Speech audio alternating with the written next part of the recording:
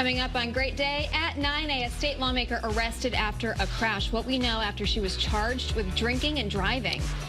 Plus, 3 playful pups, they need a forever home. We'll tell you how you can make them part of your family in this week's Lost and Found. And what St. Patrick's Day is really like in Ireland. We're taking you there live this morning for the celebration. And from the Emerald Isle to the Nutmeg State, we'll show you how Connecticut is celebrating St. Patty's Day right here at home. We're live at one of the state's most popular Irish pubs.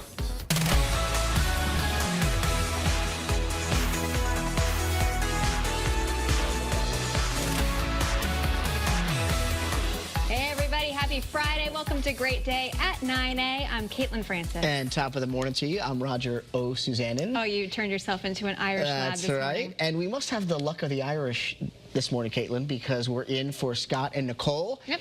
And it's also, of course, St. Patrick's Day. Yes, so I know. Are you Irish? I am part Irish, yes. Okay. On my mom's side. Very good. How about you? Very Irish. I was going to say the last name Francis. I was going to guess Irish or English. The last name Francis, I don't think has anything to do with being Irish, but I mean, my name's Caitlin and it's spelled the Irish way, so. There you go. So it's a big day. Yeah, no pressure. We are. We've got our green on, and if you don't, then you could get pinched. I'm looking at our floor director here this morning. Although I don't know if in the Me Too movement era that's appropriate anymore. I think on St. Patrick's Day. It's allowed? All right, fair enough. Little leprechauns running all over the place. All right, we got a lot to talk about here this morning. In addition to it being St. Patrick's Day, a nice forecast on tap. We'll get to that in a second, but we got some headlines to talk about as well this morning. So, State Representative Robin Comey has been arrested for drinking and driving after a crash last night in Hartford. Comey, a Democrat who represents Branford, was said to have crashed her car about 6:30 last night.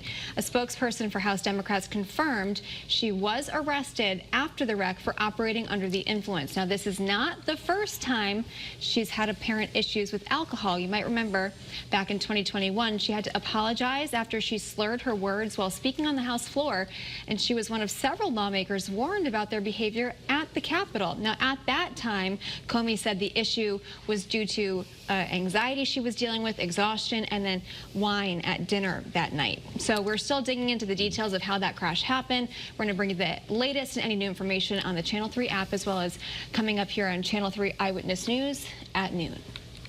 We also have new information about the arrest of the Region 16 Superintendent Michael Yaman. That's coming out just now. Yeah, police in Florida have released body cam footage of Yaman's DUI arrest, which happened in September. The video shows him appear to stumble around during the arrest, and at one point he asks officers to be lenient.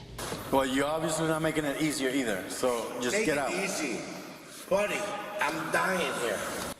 Now, investigators say that Yaman's blood alcohol level was twice the legal limit. Now, he pleaded guilty to a reduced reckless driving charge in Florida.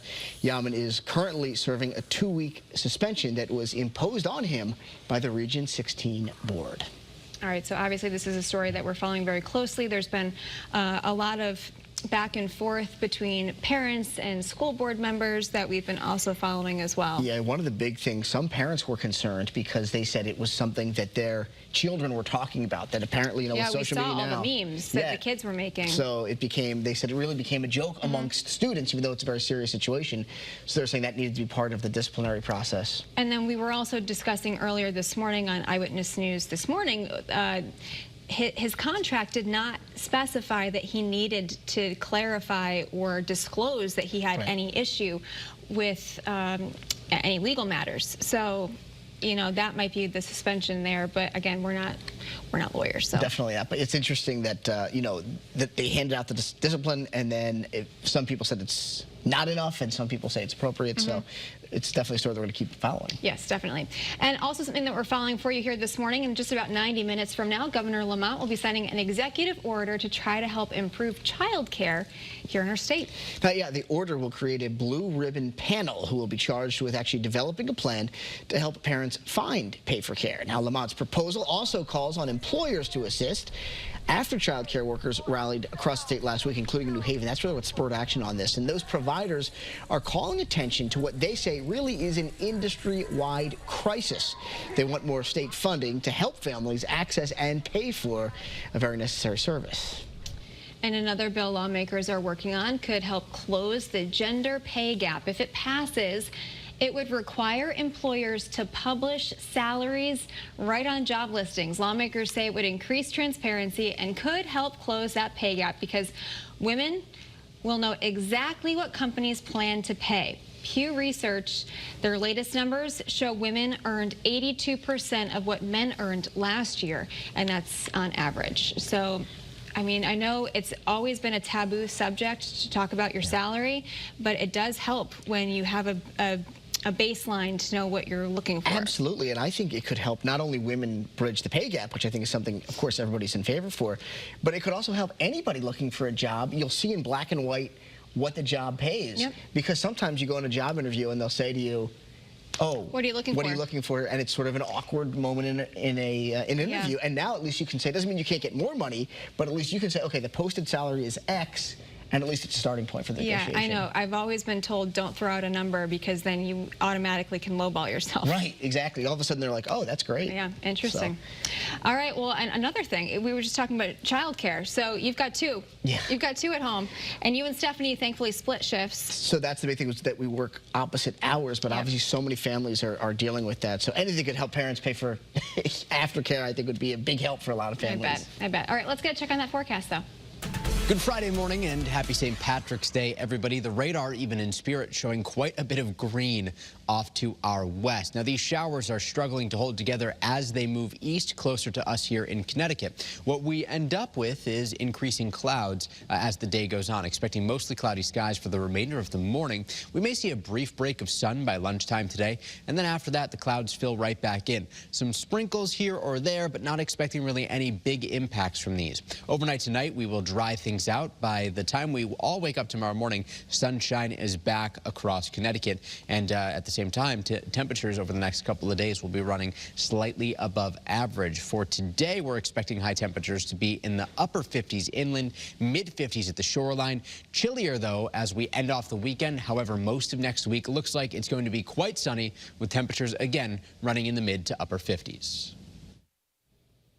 What a nice weekend. It looks phenomenal, and what I love is, we've been talking, of course, a lot about St. Patrick's Day. You have today, a lot of people taking the day off, pretty good weather, and then Sunday is a parade day in Mystic, so you might as well just party all weekend. Yeah, that's right. And then Monday, we officially welcome in spring. Are you doing anything for St. Patty's Day? No, not really. We're going for pizza. Oh, yeah.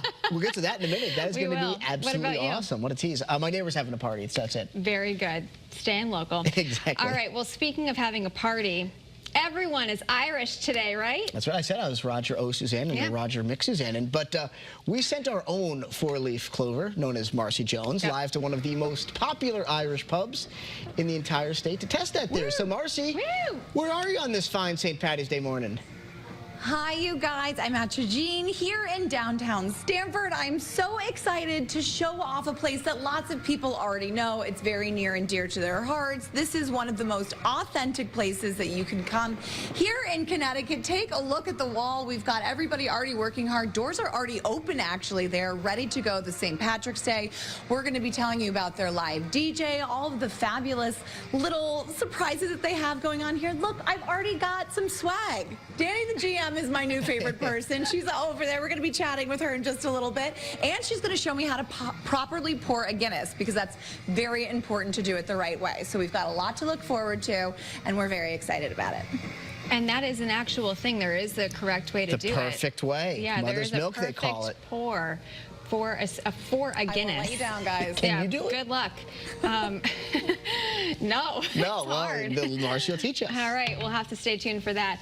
All right, speaking of something to stay tuned for, you might want to come hang out with us later, because our Channel 3 pizza playoffs down to the Great 8. Yeah, pizza and Guinness, what a day. And that, of course, means it is time for us to try some of your favorite spots. Tough job, but someone's got to do it. So yesterday, Wendell and I took a trip to Willington Pizza House to try out their great pies. Oh, yeah, look at us getting after it there. The red potato pie, I think the kids call it the bomb.com. It's one of their most classic and one of their most famous. It's delicious. They have some really non-traditional toppings that'll blow your mind. Willington Pizza now will get to face off against Pleasant Pizza in Willimantic in the next round. And then at 11:30, we're going to kick it up a notch, because, yes, Wendell and I are going to go to Rossini's in East Hampton, but so too will the woman in the middle of your screen there, Caitlin Francis I'm gonna will grace you all join with us. my presence. Absolutely. You're so welcome. I know people are going to be fired up about that. So, hey, take an early lunch. Come hang out with us today at 11:30.